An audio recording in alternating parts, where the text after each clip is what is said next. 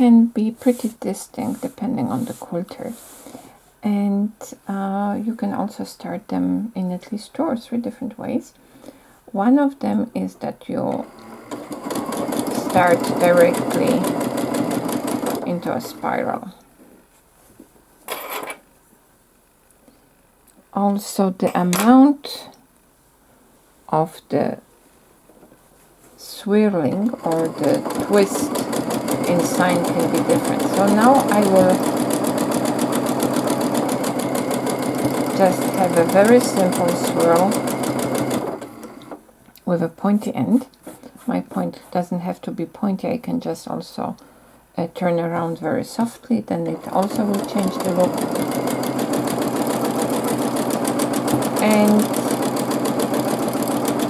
But as you can see, I am turning in quite a lot. So this is the seam line, and I'm also trying to go without hooks for now. That's additional element. And I'm not trying not to do any overlapping. So I'm just adding here an echo line.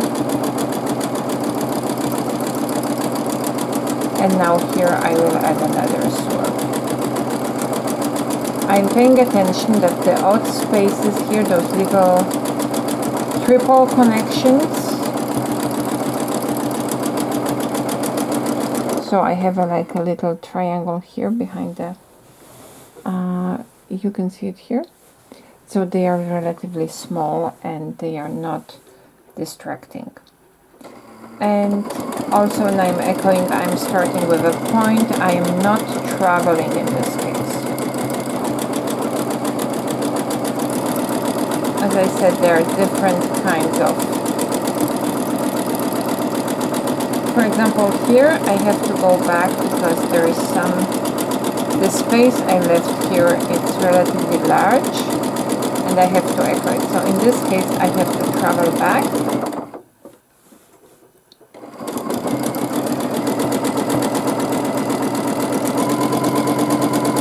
I will leave my triple point there.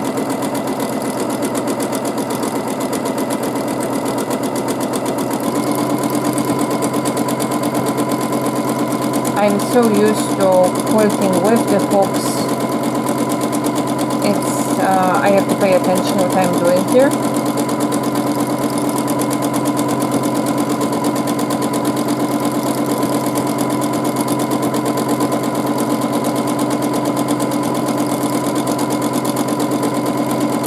In this case, I simply used echo line to fill this space. And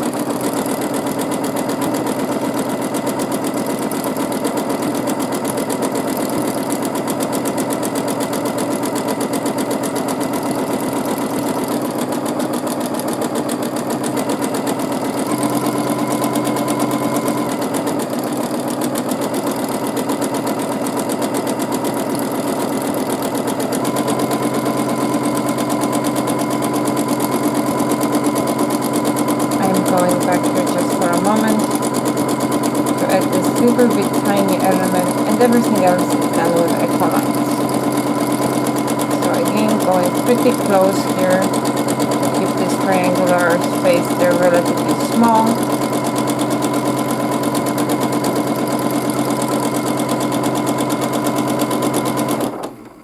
So these are swirls without any hooks to fill the space, and with limited traveling only on the seam line. We are just moving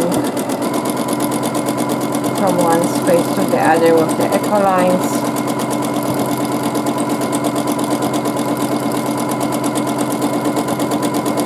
Leaving enough space so we can travel, so we can go out. Let's add here some small one.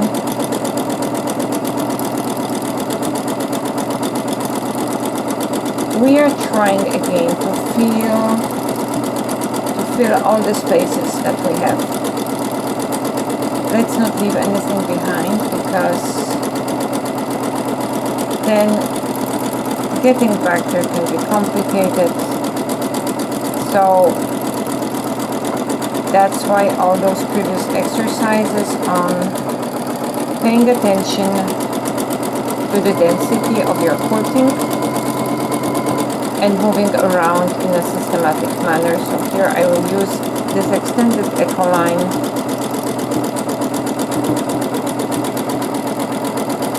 and fill the space.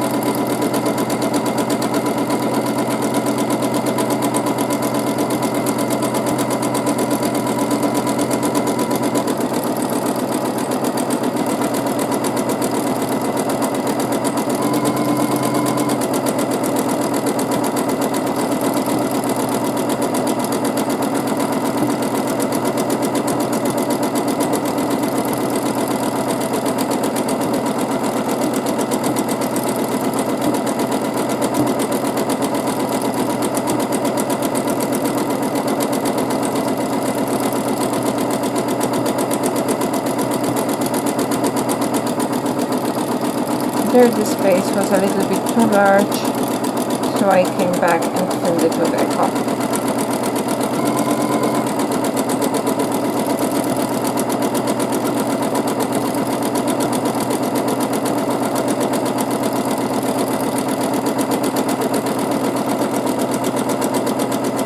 So here we have weird space and we have to go back here to fill it, and I can do that with just echo lines.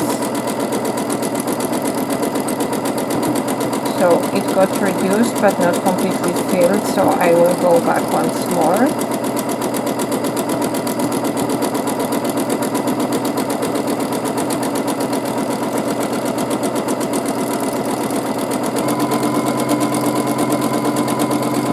Swirls is one of those patterns that gives always incredible texture. It takes a while to master it, but it's definitely worth the effort and I love it. I love especially the variation with the hooks or the overlapping swirls.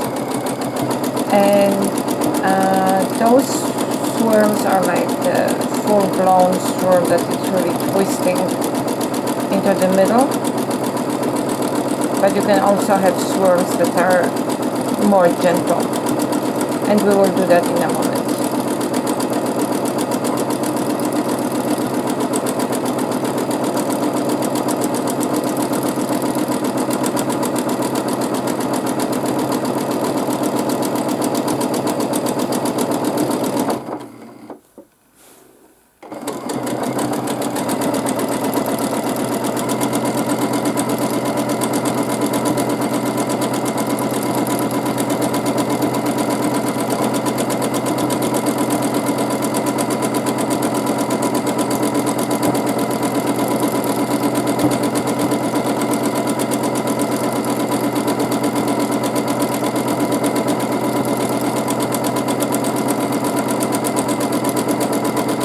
And I added a hook.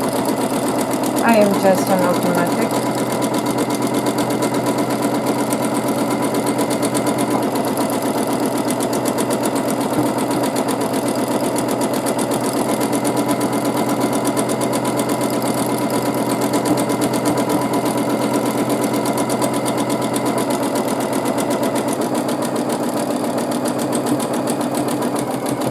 Here again I am in principle hitting the borders of my space, so what I will do is I will just add echo lines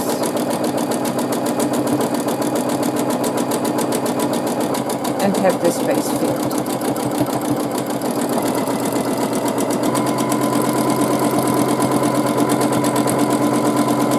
At the end there are always some strange and odd spaces, and that's why it's good to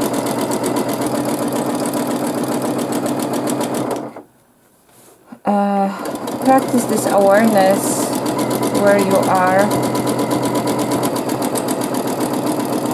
So we will have to go back there. This we will add. We have enough space here for another swirl.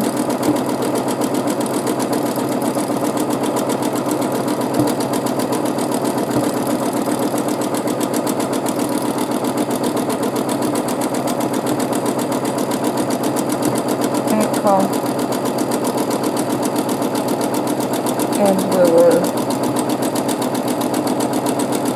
complete this one with just 2 echo lines. So here is your first variation of the swirl pattern, and that would be the pattern number 7.